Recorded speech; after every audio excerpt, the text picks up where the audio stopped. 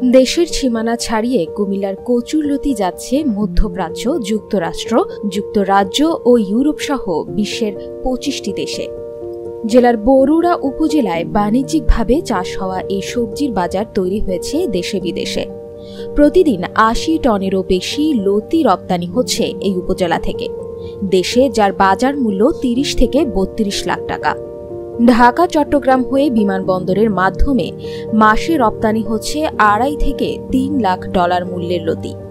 দেশের গণ্ডি পেরিয়ে বিদেশেও জনপ্রিয় হয়ে ওঠা এই কচু লতির চাষ হয় কীটনাশকের ব্যবহার ছাড়াই। বৈজ্ঞানিক পদ্ধতিতে পোকা দমন ও এ অঞ্চলের মাটি উঁচু ও উর্বর হওয়ায় এখানে বিষমুক্ত ও গুণগতসম্মত লতির উৎপাদন হয়ে থাকে।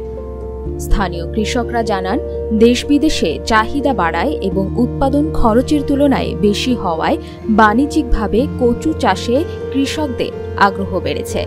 একবার রোপণ করলে বছরের ৯ মাস ফলন পাওয়া যায়।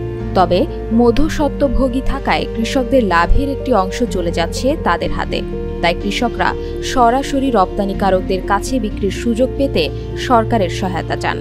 উপজেলার আগানগর, ভবানীপুর, খোসবাস ও শিলমুড়ি ইউনিয়ন সহ বরুড়ায় চলতি মৌসুমে ১০০ হেক্টরের বেশি জমিতে কচু ও লতির চাষ হয়েছে। স্থানীয় ক্ষুদ্র ব্যাপারীরা প্রতিদিনই কৃষকদের বাড়ি বাড়ি গিয়ে কচু ও লতি সংগ্রহ করেছেন। বাড়িতে নারীরা এসব লতি ও কচু পরিষ্কার করে আটি বাঁধেন। কচু আর লতিকে ঘিরে স্থানীয়ভাবেও কয়েক হাজার মানুষের কর্মসংস্থান সৃষ্টি হয়েছে।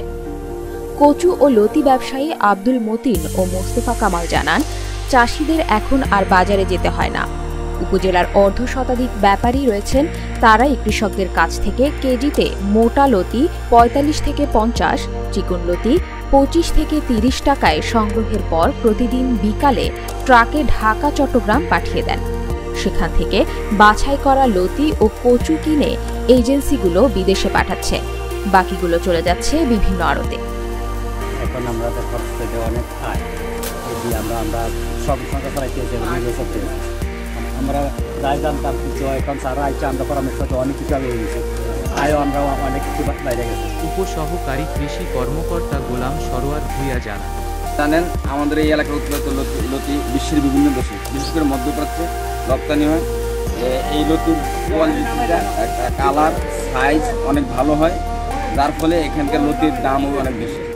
আর প্রতিদিনই আমার এই নরিন গ্রাম থেকে প্রায় ১.৫ থেকে ২ টন লতি বাংলাদেশের বিভিন্ন জায়গায় পাঠানো হয় এবং এখানকার 75% মানুষ, নারী পুরুষ উভয়ই এই লতির উৎপাদনের সাথে জড়িত।